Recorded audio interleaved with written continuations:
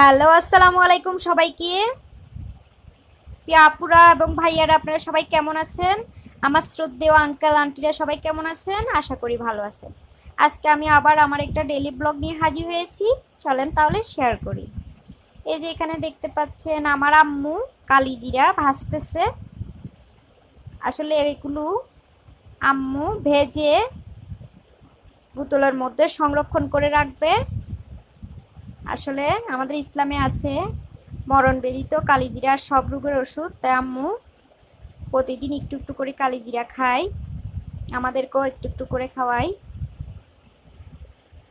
এই যে দেখতে পাচ্ছেন আম্মু কালিজিরা ভেজে নিয়েছে। এভাবে আম্মু সবগুলা কালিজিরা ভেজে নিবে।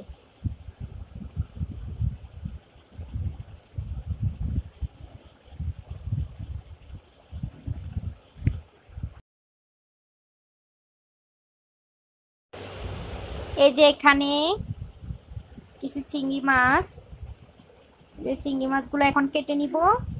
দেখতে পাচ্ছেন অনেক সুন্দর চিংড়ি মাছগুলা। এখানে শিমের বিচিগুলা দেখেন দেখতে অনেক সুন্দর লাগছিল। শিমের বিচিগুলা পানিতে ভিজিয়ে রেখেছি প্রায় আধা ঘন্টার মতো।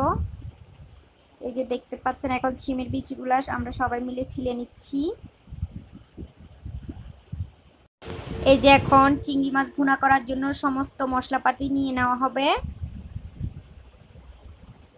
প্রিয় আপু এবং ভাইয়ারা, আমার ভিডিও ভালো লাগলে প্লিজ লাইক এবং সাবস্ক্রাইব করে দিবেন এবং কমেন্ট করে জানাবেন আমার ভিডিও কেমন লাগলো।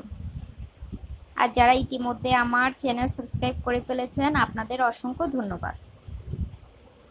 এই যে সমস্ত মশলাপাতি দিয়ে দিয়েছে, এখন লবণ অ্যাড করে দিবে।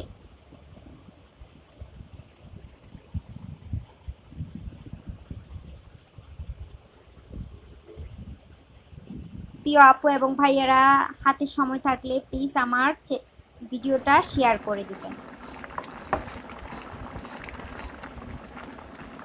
এই যে দেখেন এখন চিংড়ি মাছগুলা প্রায় হয়ে এসেছে, দেখতে পাচ্ছেন। যে এখন চিংড়ি মাছগুলা ঝুল থেকে উঠিয়ে নেওয়া হবে। আসলে এভাবেও চিংড়ি মাছটা ভুনা করলে অনেক ইয়াম্মি এবং মজাদার হয়। এরপর ঝুল থেকে উঠিয়ে নিয়ে চিংড়ি মাছগুলা হালকা ভেজে নিবে।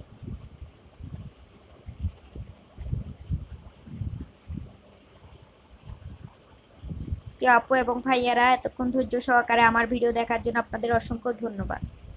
আমার ভিডিও ভালো লাগলে প্লিজ লাইক এবং সাবস্ক্রাইব করে দিবেন। এখন চিংড়ি মাছগুলো ভেজে নিবে। যে ফাইনালি চিংড়ি মাছগুলো ভাজা কমপ্লিট।